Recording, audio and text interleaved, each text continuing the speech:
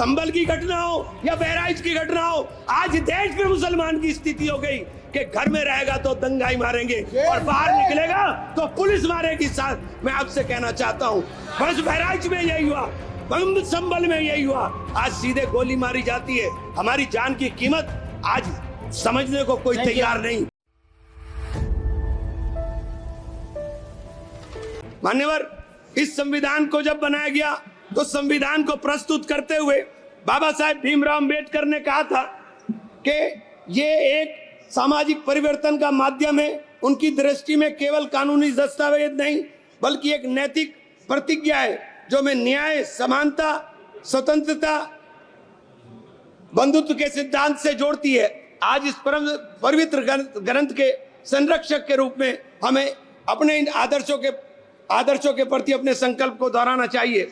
26 नवंबर 1949 को संविधान सभा में अपनी अंतिम भाषण के अंदर जब उन्होंने इसको प्रस्तुत करते हुए कहा, यह कांग्रेस पार्टी का अनुशासन ही का परिणाम था कि प्रारूप समिति के प्रत्येक अनुच्छेद और संशोधन की नियति के प्रति आश्वस्त होकर उसे सभा में प्रस्तुत कर सकी। इसलिए इस सभा में प्रारूप संविधान की सुगमता के पारित हो जाने का सारा श्रेय कांग्रेस पार्टी को जाता है। हम लोग संविधान को बनाने वाले लोग हैं, हम संविधान को बनाने वाले, मानने वाले और संविधान को अपने सीने से लगाने वाले हैं। किसी के लिए एक किताब हो सकती है, लेकिन हमारे लिए तो एक पवित्र ग्रंथ है। इसी ग्रंथ के माध्यम से हमें देश के अंदर बराबरी का अधिकार मिला। मान्यवर 2 मिनट, इसी ग्रंथ के माध्यम से हमें अधिकार मिला। आज हमारे अधिकारों के ऊपर कुठाराघात हो रहा है। वक्फ के नाम पे हमारी संपत्ति छीनने की साजिश की जा रही है। आज हमें पूरे तरीके से जगदम्बिका पाल साहब ने हमारे माननीय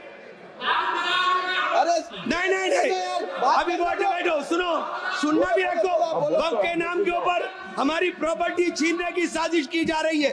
वक्फ कानून ला करके सारी प्रॉपर्टी हड़पना चाहते हैं। आज पूरे देश के अंदर एक नफरत का माहौल हमारे खिलाफ खड़ा किया जा रहा है।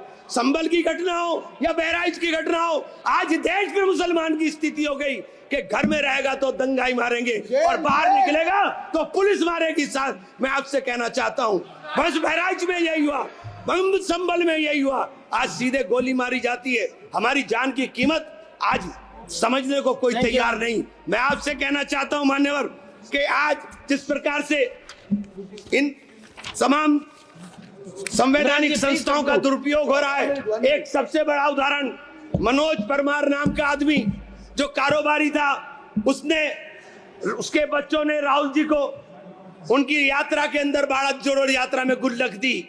उसके घर पर ईडी की रेड हुई, उसने सुसाइड किया, अपनी पत्नी के साथ सुसाइड किया और सुसाइड नोट में लिखा कि ईडी के अधिकारी ने उसके कंधे पर पैर रखकर कहा कि तुम भाजपा ज्वाइन कर लो, प्लीज तुम भाजपा ज्वाइन कर लो। मैं कंक्लूड कर रहा हूं सर, तुम भाजपा ज्वाइन कर लो, तुम्हारी जान बच जाएगी।